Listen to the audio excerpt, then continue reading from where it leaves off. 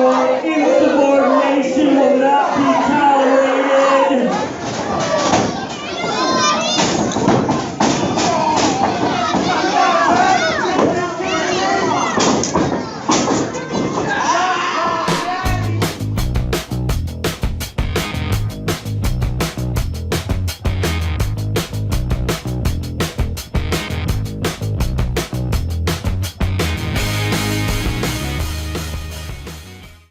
This is Ken the Metal Professor. I am in the Discovery Charter School Gymnasium up in Porter, Indiana, ready for Backbreaker Wrestling's special fundraiser event for the Baldrick's Foundation, St. Baldrick's Foundation. It's 6 p.m. on September 14th for me. For you, it's probably, if things go well, Sunday, September 22nd. Which is when this audio will get put on the air. Awesome. We at Backbreaker are super excited to be here. And the way that we like to start every show is by paying tribute to our great nation and our heroes that serve and protect us.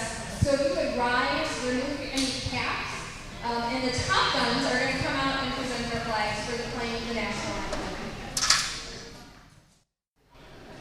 The national anthem has been taken care of, and the show is ready to start. Ref Zoran is coming to the ring. Okay, guys, I need to know if you are really ready for us to get started. Okay, I'm super excited to see this match, and you will know why when I announce this first competitor, because I know we're just waiting to see him get his butt kicked. Okay, are you ready for this? Weighing in at 170 pounds, from the grand stage of the Gladiator Arena, Mr. Beautiful, Kevin Graves.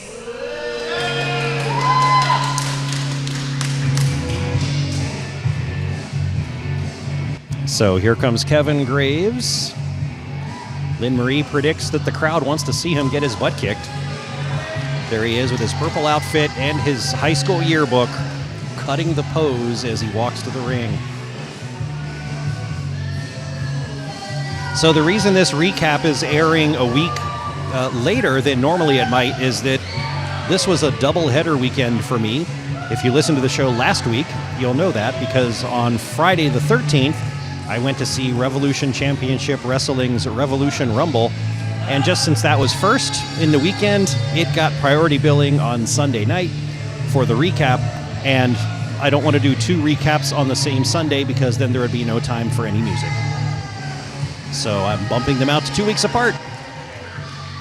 There aren't many people around here that are more proud of themselves than Kevin Graves. Weighing at 180 pounds, from the wastelands known as Chicago, this is one half of the top of the food chain, Austin Fury.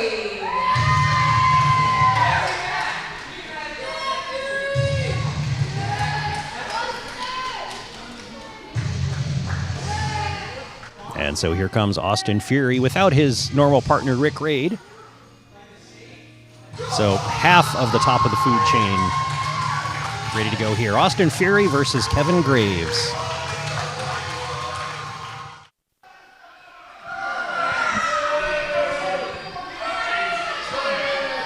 Every once in a while, the routine of the ref checking the opponents for secreted illegal objects pays off. And in this case, Ref Zoran was checking Kevin Graves, and it looks like he pulled out a gardening implement of some sort from the front of his singlet.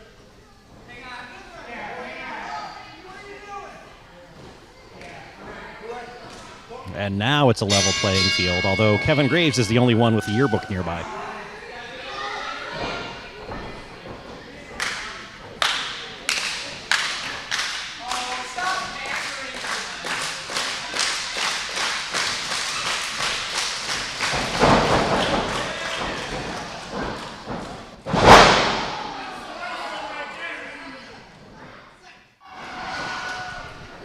Austin Fury was just explaining to Kevin Graves how he was the top of the food chain.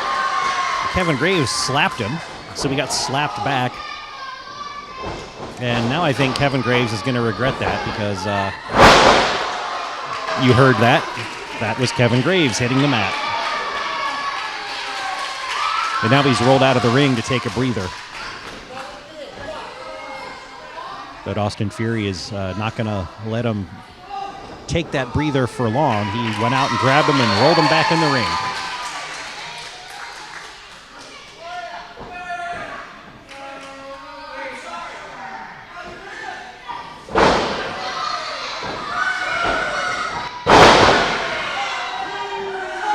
And Kevin Graves got Austin Fury with a thumb to the eye and was able to take control.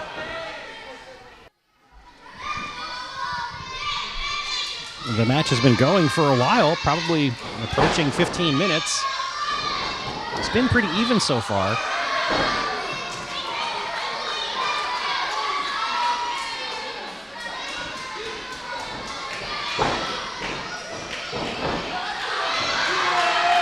Kevin Graves was thrown to the outside of the ring, and then Austin Fury dove through the ropes on top of him, right in front of the first row.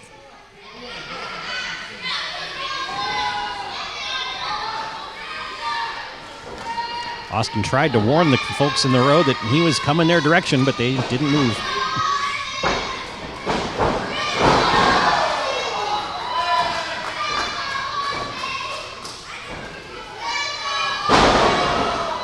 Just before the sequence on the outside,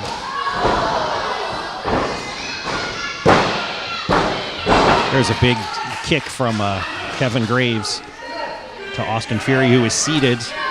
Didn't get the pinfall, but just before the sequence on the outside of the ropes, Austin Fury double drop kicked Kevin Graves into a corner and then did a running senton onto him. And then he tried to do it again once they came back in from the ropes. Oh, Austin Fury almost got a 3 count there. Tried to do it again after they came in from the outside, but Kevin Graves got his knees up on the senton and caught Austin Fury right in his back. But as I've been trying to explain that, control of the match has switched back and forth a couple of times.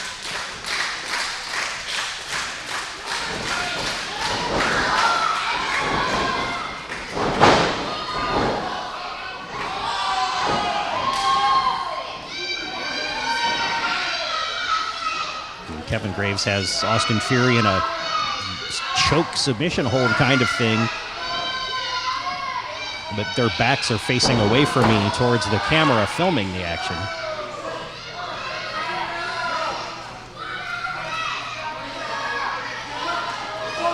Oh, and Fury tapped out.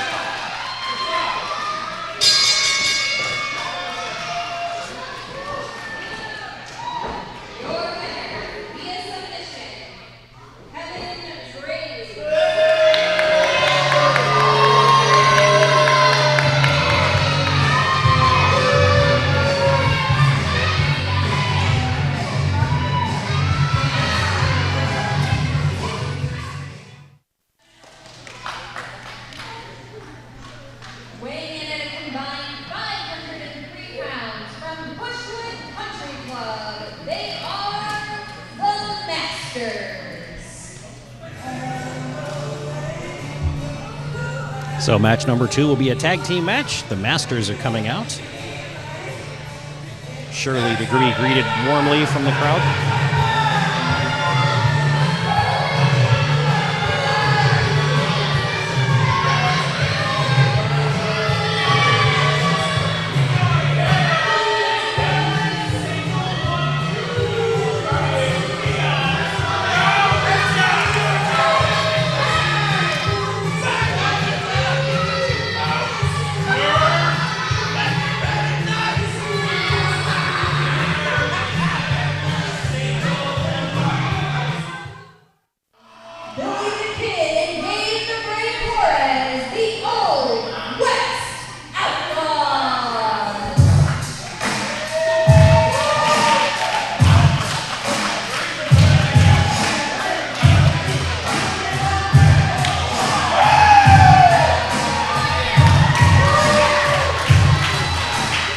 Their opponents are a new pairing.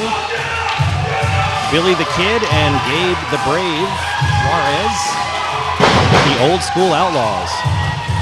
And again versus Kurt Joseph and Shooter McGavin, the Masters.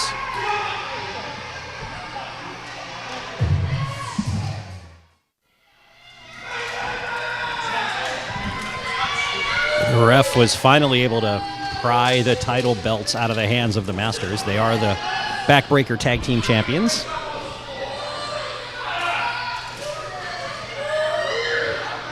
Everybody's paired up and ready to go.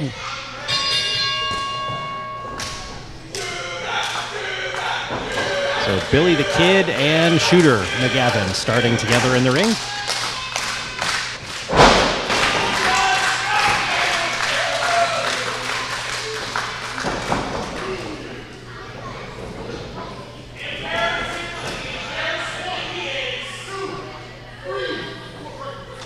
Collar and elbow tie up. Shooter McGavin pushes Billy the Kid back into a corner and then slaps him.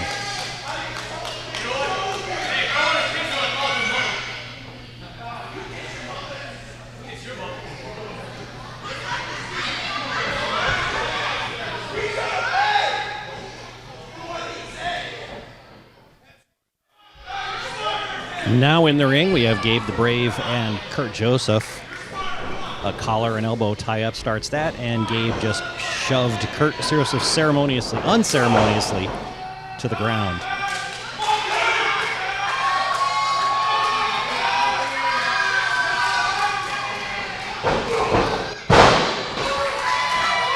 Kurt Joseph came off the ropes with momentum, gave a shoulder block to Gabe, and immediately fell to the mat, and the same thing happened a second time.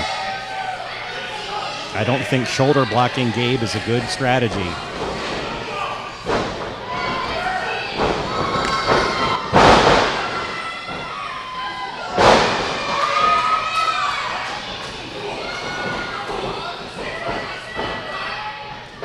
Now Gabe's taken over with a couple of chops to the head and a vicious clothesline, and he tagged in Billy the Kid.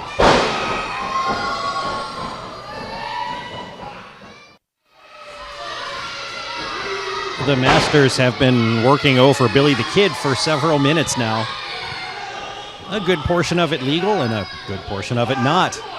Such as right now, Kurt Joseph dragging Billy the Kid's eyes across the top rope. And after a forehead slam into the turnbuckle, Billy the Kid just toppled over like a tree, but kicked out before the 3 count.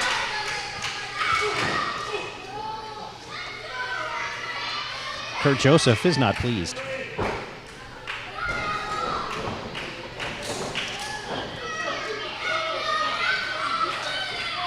The Masters have been tagging in and out, each one taking a breather.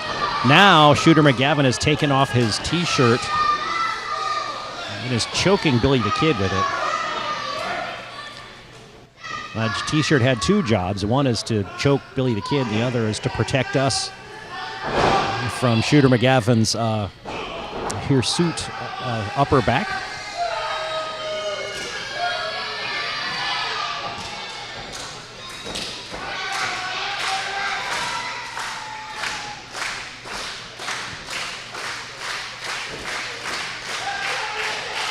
Here comes a pump handle slam. McGavin onto Billy the Kid. Well, he did the pump handle part, hoisted him up onto his shoulder, and Billy the Kid was able to drop off. And now he's tagged in Gabe, who takes down both the Masters with a double clothesline.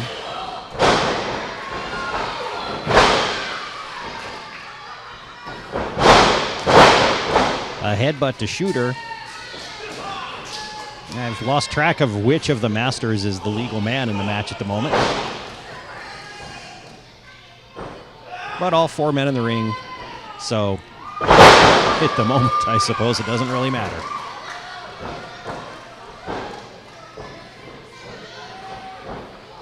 McGavin is down. And Billy the Kid and Gabe do a double drop of Kurt Joseph onto Shooter. Kurt's gone over and grabbed a club, his driver.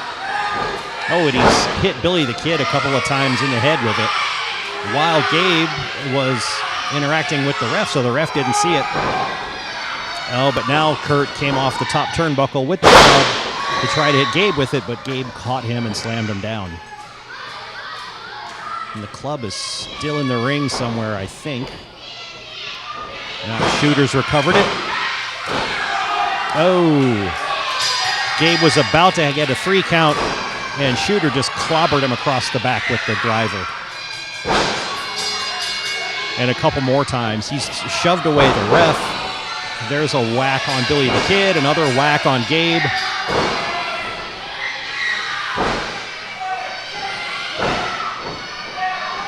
I can see the club bending when it hits the bodies of the Old West Outlaws. Good grief.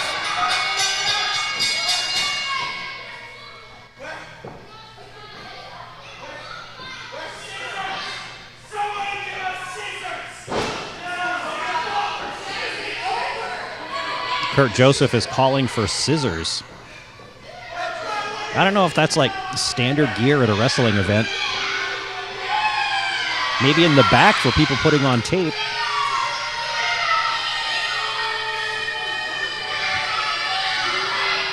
Kurt's prowling around looking for scissors. Now he's headed for the refreshment stand. And back into an office.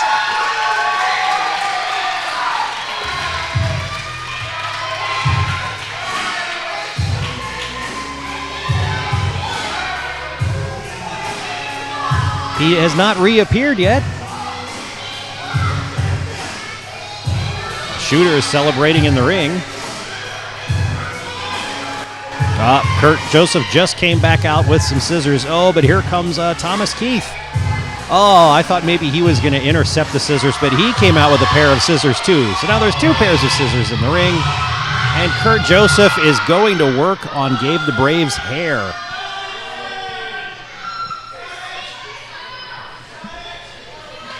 I mean, it is a St. Baldrick's fundraiser, so it kind of makes sense, but Kurt Joseph isn't the one that ought to be doing it.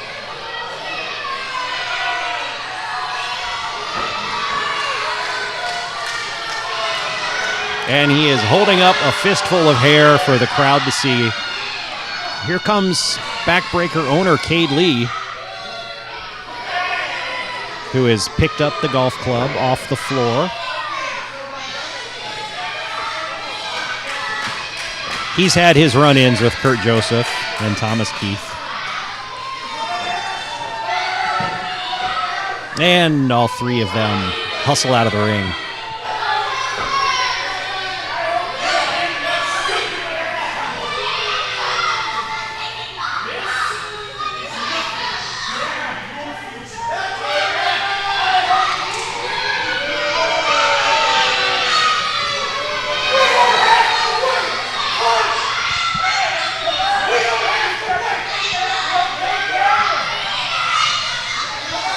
Now, Cade Lee and Kurt Joseph, I believe, are headed for a confrontation at the next Backbreaker show, but Cade Lee is telling them they don't have to wait.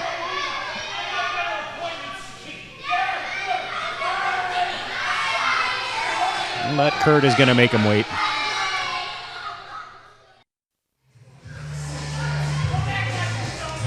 As usual, Jeremy Hadley is running around having loud intellectual conversations with people at ringside.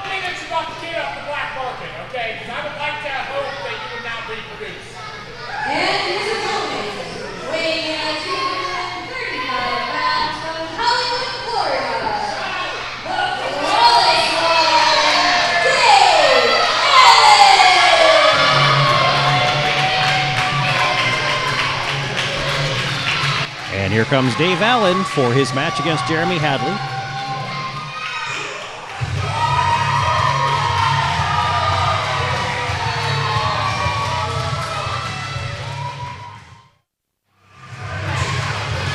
On one side of the ring, Dave Allen is walking around during his entrance and giving a little kid a hug. On the other side of the ring, Jeremy Hadley is standing up on the apron screaming at kids in the front row, but they're giving it right back to him. Good for them.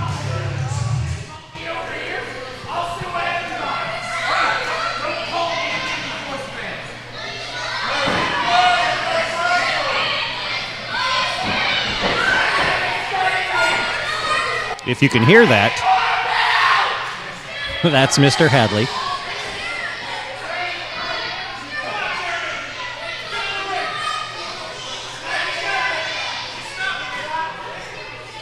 Dave Allen wants him to get in the ring. Jeremy Hadley would rather shout at kids in the front row. Ah, there he goes.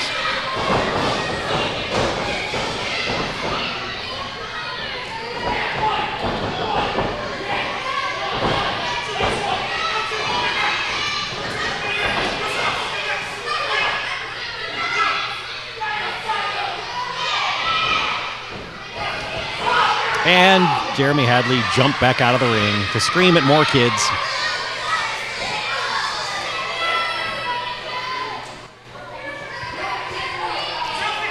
He's an equal opportunity screamer because he's gone to the other side of the ring to scream at somebody with a phone. In the meantime, Dave Allen is over there getting a pleasant selfie with the kids that Hadley was just screaming at. And Allen is walking to where Hadley is, but Hadley spots him and bails. And now Hadley is the one in the ring acting like Allen's a chicken for not getting in. He is definitely an opportunist.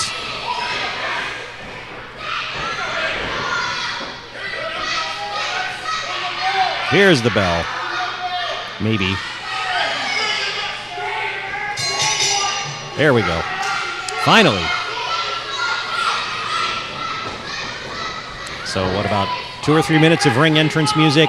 Another couple of minutes of Jeremy Hadley running around the ring screaming at people. And finally, the bell.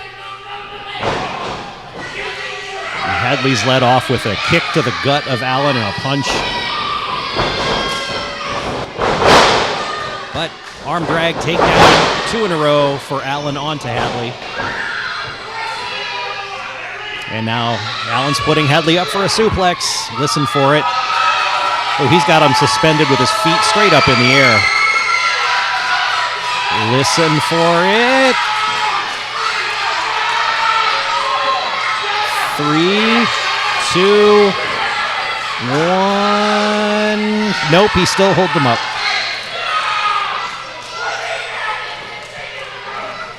There we go. And he's down. Flopping like a fish.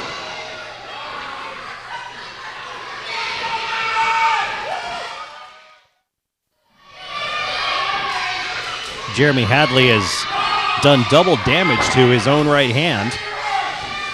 First, he was going for a chop on Allen. Allen ducked out of the way, and Hadley whacked the turnbuckle. And then, with the same hand, he tried to chop Allen. And when he hit Allen's chest, his already hurt hand got hurt again. Don't know if that'll come into play later or not.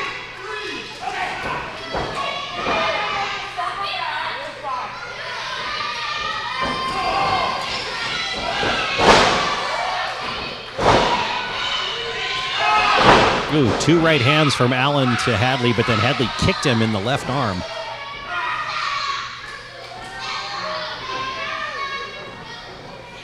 Oh, now he's put Allen over the lower rope right in front of the kids that he was messing with earlier. And then he's standing on his shoulders to choke Allen.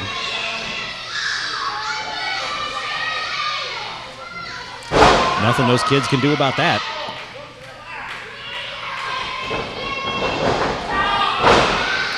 Hadley's working on that left arm of Allen now that he damaged it with the first kick. Just do a chicken wing slam into the turnbuckle.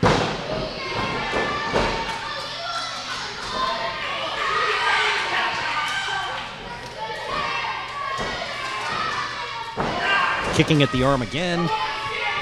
He's alternating offense on Allen, yelling at kids. Offense on Allen, yelling at kids. Lather, rinse, repeat.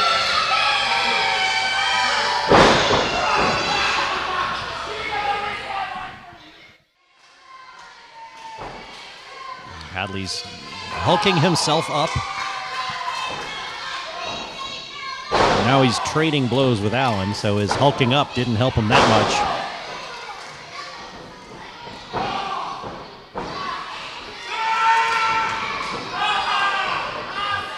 I think now he just made Allen mad.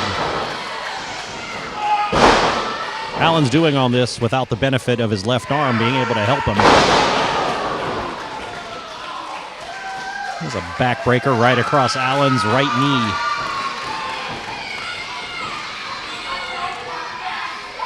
Allen's jumping up and down, looking forward to something.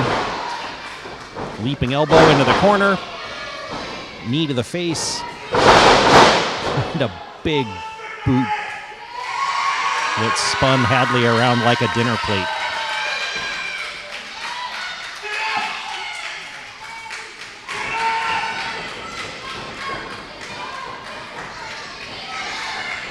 Hadley's boxing ghosts, turns around.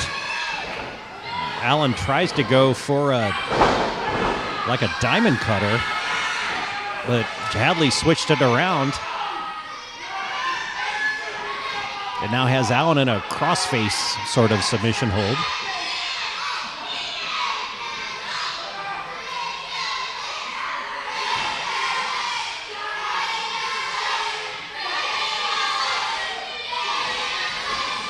Allen managed to grab the rope.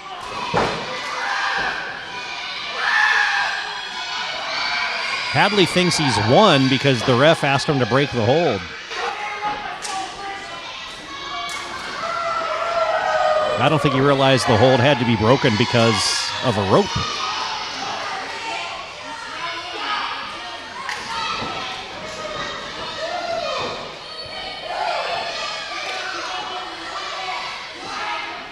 Hadley is strutting around like Ric Flair, yelling at the ref. Allen's back on his feet. There's the diamond cutter. And a 3 count.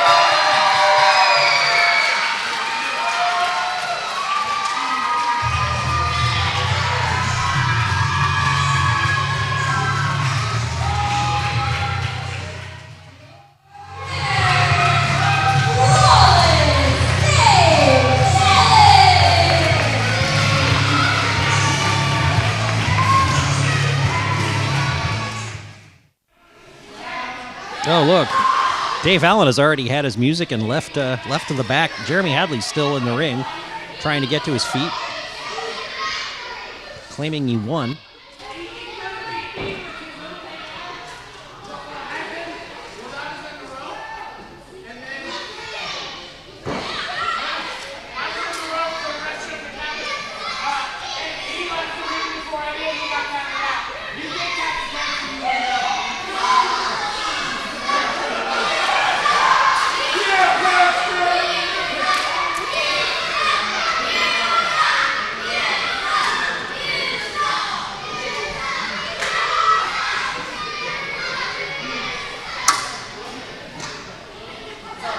Hadley is a little bit loopy as he's walking to the back, explaining to people in the crowd that Dave Allen must have gotten counted out. Okay, so I have one little announcement that I want to make sure I get out there to you guys before we go to our intermission. So don't forget, after the main event, now you guys know your teachers are involved, right?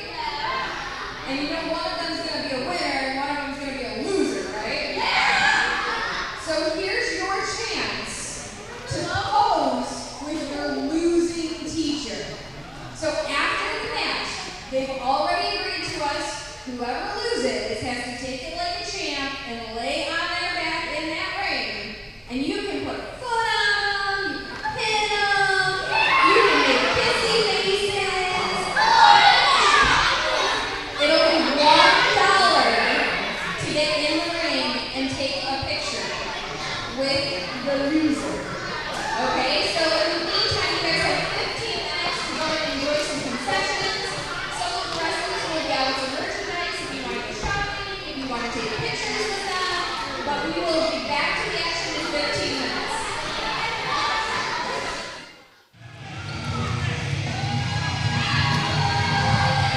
It's the start of the second half at Backbreaker Wrestling's St. Baldrick's Foundation fundraiser, Saturday, September 14th at Discovery Charter School in Porter, Indiana. Richie Rothschild has come to the ring as the first competitor in this opening match.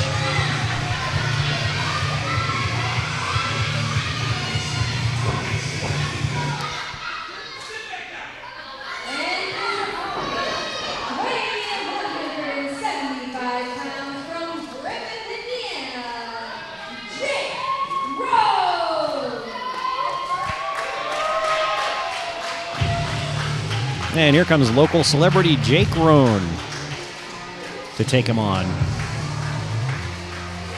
He's been working with Backbreaker for a few months, becoming pretty popular. When you work at a comic store, it's not hard to do that, though.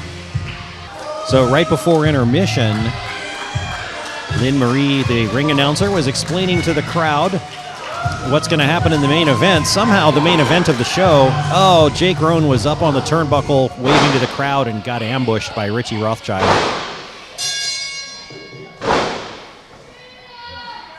And the bell rang. This is official. Somehow the main event of the show is going to involve teachers from Discovery Charter School, and the losing teacher in the match is going to lay in the ring so that students from the school can come into the ring for $1 each. Hey, it's a fundraiser. And pose over the teacher, either, muscles in the air or pinning the teacher or doing whatever.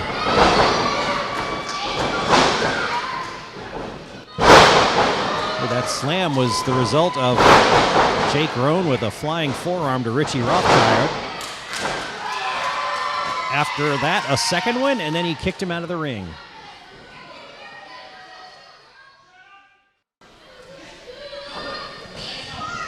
After being thrown out of the ring a couple of times by Jake Rohn, Richie Rothschild was in the corner complaining to the ref that his knee hurt. While the ref was checking on the knee, Jake came over to see what was going on, and Rothschild slugged him. It was a setup.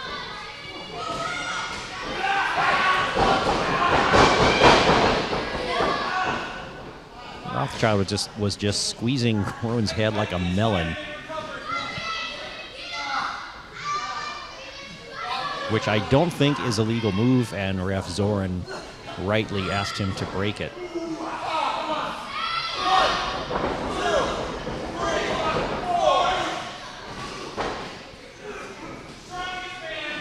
Now he's choking Jake Rohn on the turnbuckle, or on the ring rope.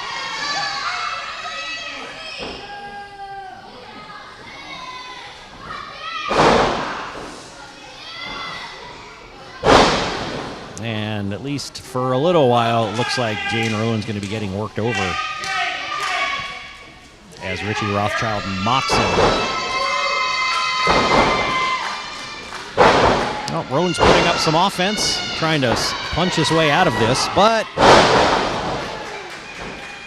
no such luck. That was a big slam.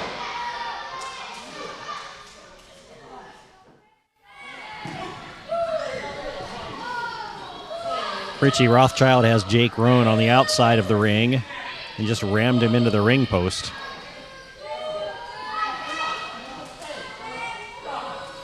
Ref Zoran's trying to get the action back in the ring, to no avail.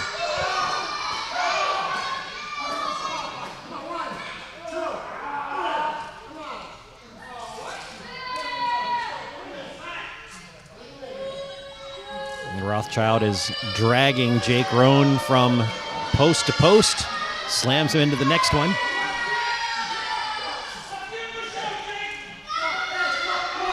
Now he's choking Rohn up against the ring post.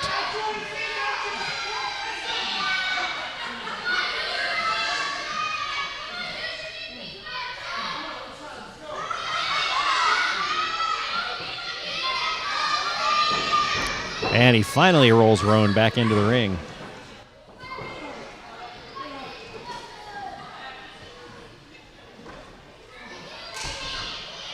Rothschild is signaling for a big clothesline, or discus clothesline, but he missed. Rohn got him with a backstabber, but not quite all of it.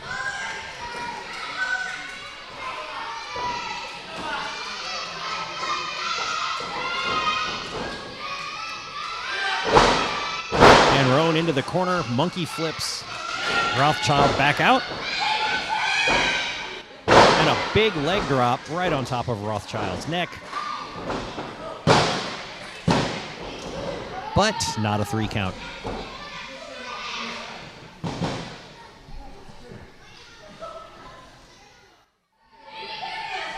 Roan signaled that he was going for the turnbuckle. The crowd liked that idea, so now he's up on the top of the corner.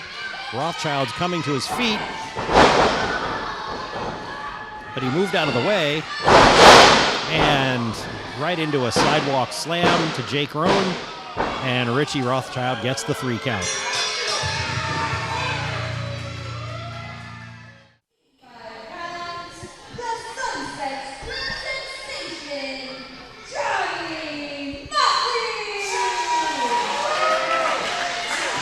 TK0 is in the ring, and Johnny Motley, his opponent, is just getting introduced.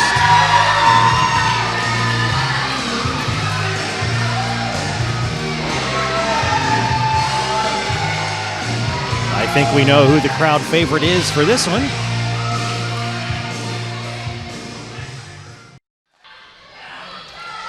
This match started with a half a second collar and elbow, which Motley immediately turned into a headlock.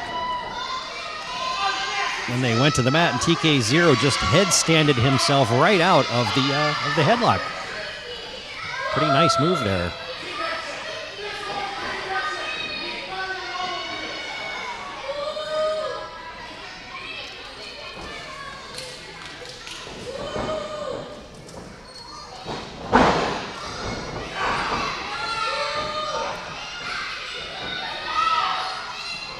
TK0 has Motley down in an armbar, wrenching it pretty good.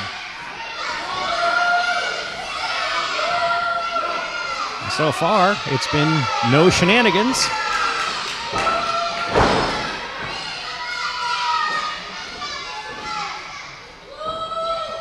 Pretty straightforward from both gentlemen, apart from the jawing at the crowd that TK0 is doing. Exchanging forearms. Motley is assisting his own by bouncing off the ropes. TK0 still isn't off his feet, though. Motley's going to the top corner. Comes down with a chop, and now TK0 is off his feet, on the mat, and out to the floor.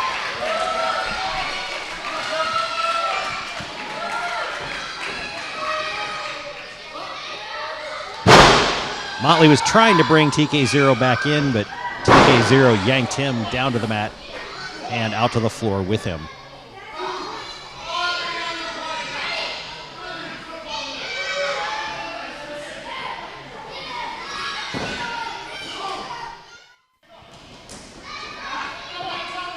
TK0 has Johnny Motley in a corner on his knees facing into the turnbuckles, and he pushed Motley's hand up inside the fabric of the turnbuckle so that it's caught there, which allowed him a couple of free attacks. But now Motley's hand is released with the help of the ref.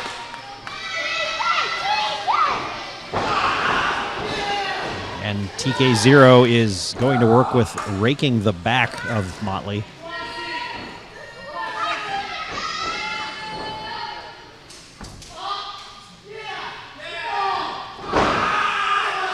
TK0 let me know that this is the first time he's had a match with Motley.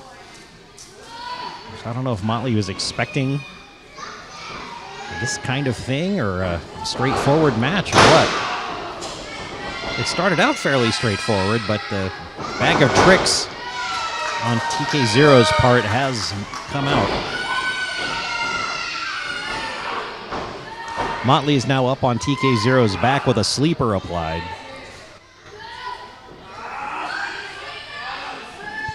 TK0 is drooping over. But he stands up and drives Motley back into a corner, forcing him to release the hold.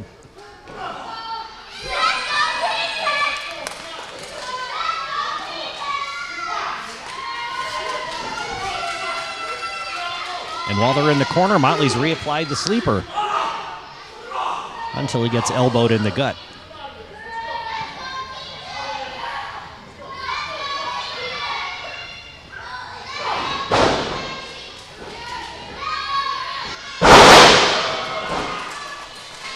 Motley with a somersault dive over TK0, taking down TK0 at the same time, but just a 2 count.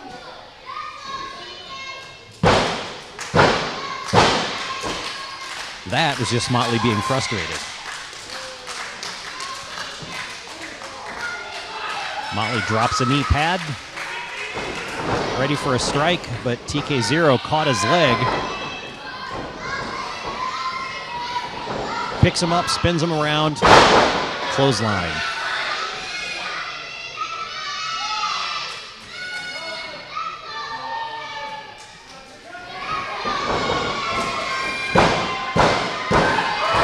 And while TK0 was posing over Motley, Motley reached up with his legs and yanked TK0 down into a roll-up.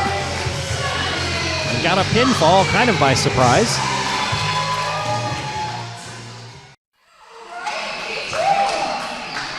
Okay, now don't forget, whoever loses, for $1, you get to get in the ring and pin them, take your picture, whatever, okay? Don't get too crazy. I mean, treat you a nice line. Okay, so here we go. Your first team, weighing in 350 pounds from Indianapolis, being accompanied to the ring by Mr. Noodles, a.k.a. Mr. Floyd, High Society.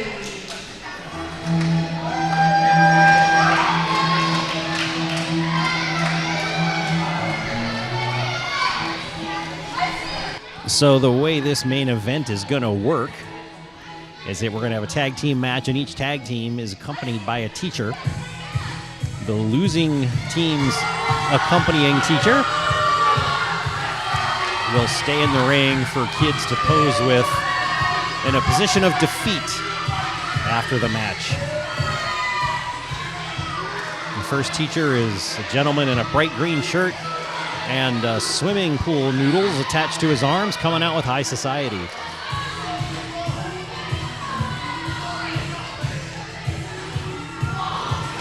He's flapping them around like he's trying to fly.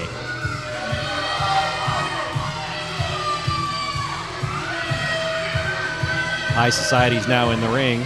Young Money and Thomas the Benjamin Keith.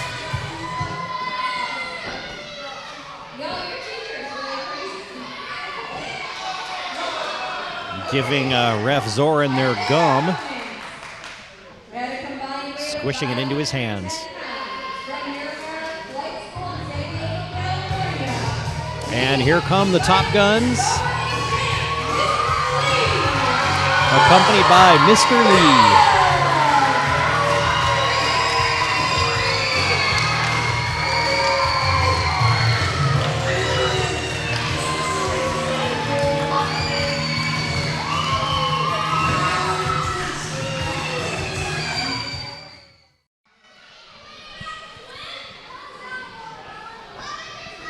The teacher with High Society is more eager to start something with Mr. Lee than High Society is to get something started with the Young Guns. And the kids' favorite is clearly Mr. Lee.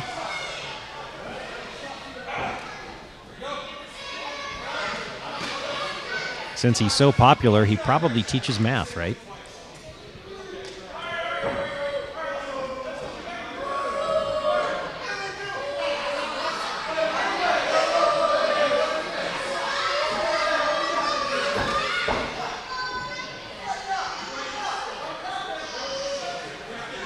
Ref Zoran was checking the Top Guns, and they checked him, and now Ref Zoran is checking High Society,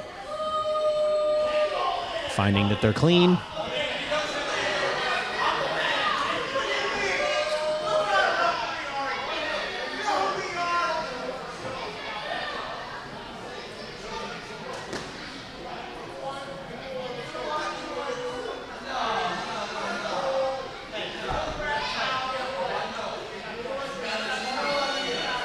Ref Zoran is trying to get the two teams to figure out who's going to start the match.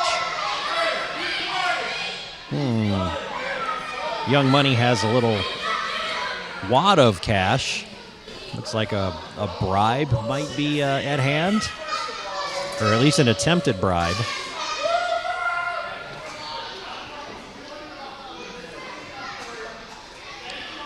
He's handed the money to Ace. The Young Guns are Ace and Highball. I could call them the large one and the small one.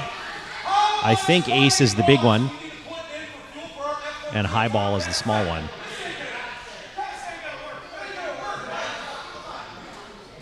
Yeah, the Top Guns say that the money that they were offered is not enough to buy them out of the match.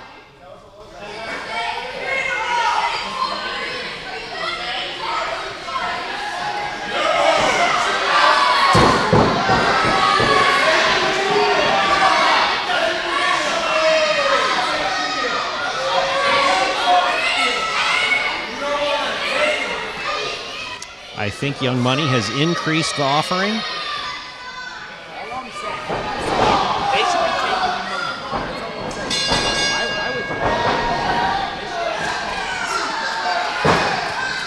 As he's walking past, Jeremy Hadley says they should be taking the money. And why not have both? The Young Guns have taken the money and put it in Ref Zoran's pocket and also knocked High Society out of the ring. So they have the money and the match will continue.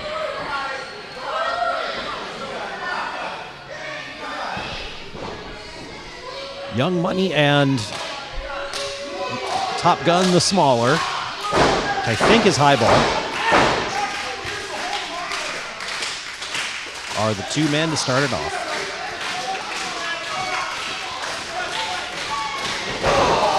And a kick to the gut right off the bat by Young Money.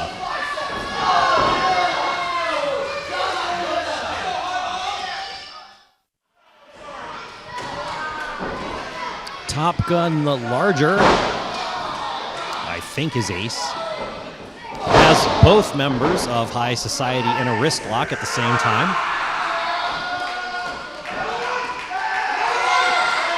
He's got Young Money's left arm and Thomas Keith's right arm in the locks, and he's twisting the heck out of them.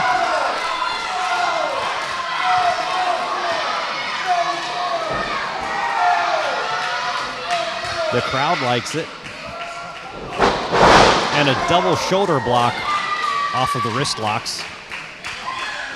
Puts Young Money and Thomas Keith down. Thomas Keith remains in the ring.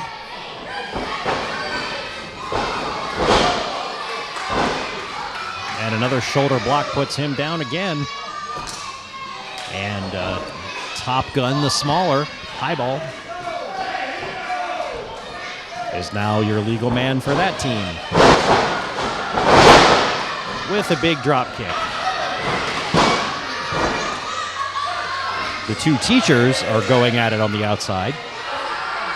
Mr. Lee just hit the other one with some aluminum foil pans. Didn't know this was going to be a hardcore match.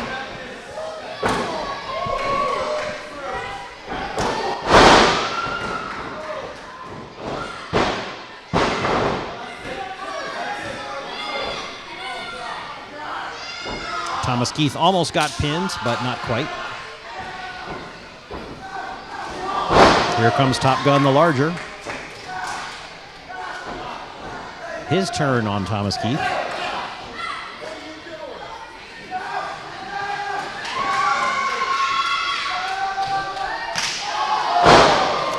You probably heard that smack.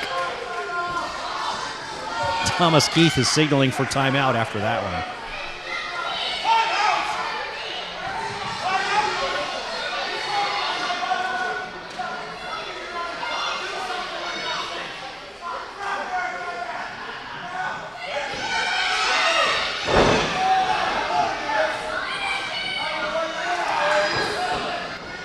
And while he was laying low, he lured the Top Gun, the larger, closer to him and then yanked him down so his head hit the turnbuckle.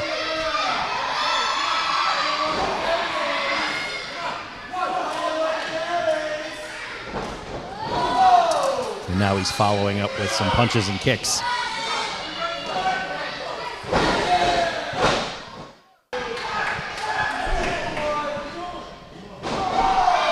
High Society has the upper hand at the moment.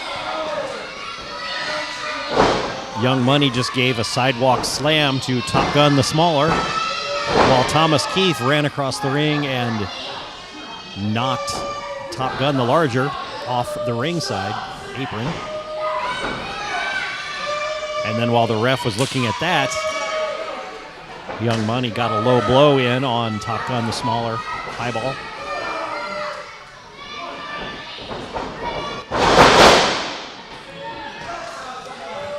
An assisted neck breaker there on Top Gun.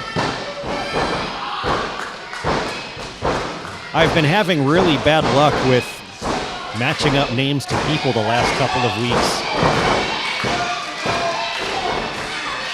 Like in a report from a couple of weeks ago, I got the names of the Bambino brothers backwards. So my confidence level that I have it correct, that the smaller Top Gun is highball and the larger one is ace, my confidence level there is not high. But highball just lured the Top Guns, or lured High Society into a position where Thomas Keith ended up hitting Young Money in the head.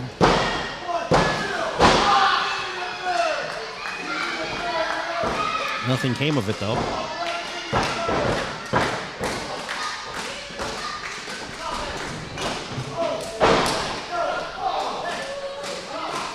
Now they have highball back in their own corner.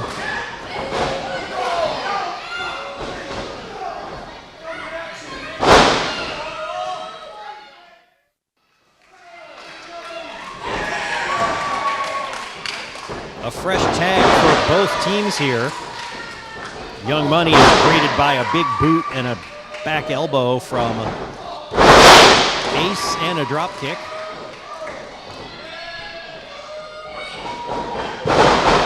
And now he spears Thomas Keith, who came in the ring for some reason.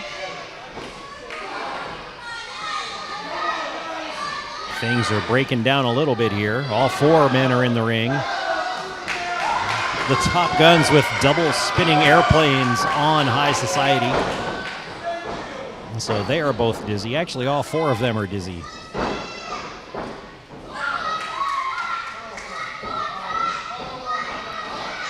High Society off in the corner. Thomas Keith has slingshotted into him.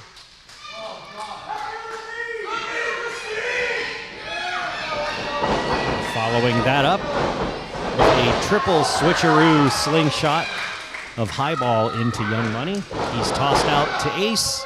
And a backbreaker. Tilt-a-whirl backbreaker. Oh, and highball was going up on the top corner for a flying elbow, but Thomas Keith managed to knock him off.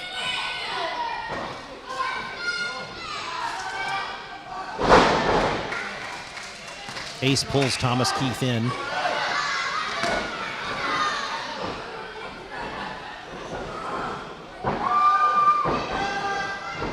Ace has Thomas Keith up on his shoulders in an upside down fireman slam. Plants him.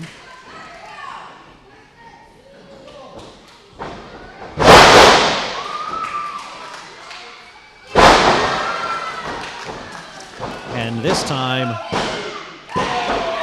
highball does come off the top turnbuckle onto Young Money. And they get the pin on High Society. So Mr. Lee's team is the winner. The other guy's team is the loser.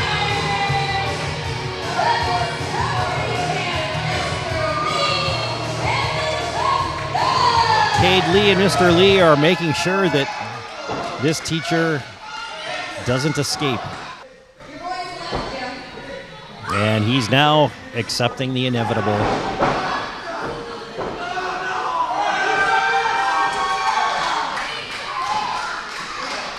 So now the kids will get to have some fun taking a picture on their teacher.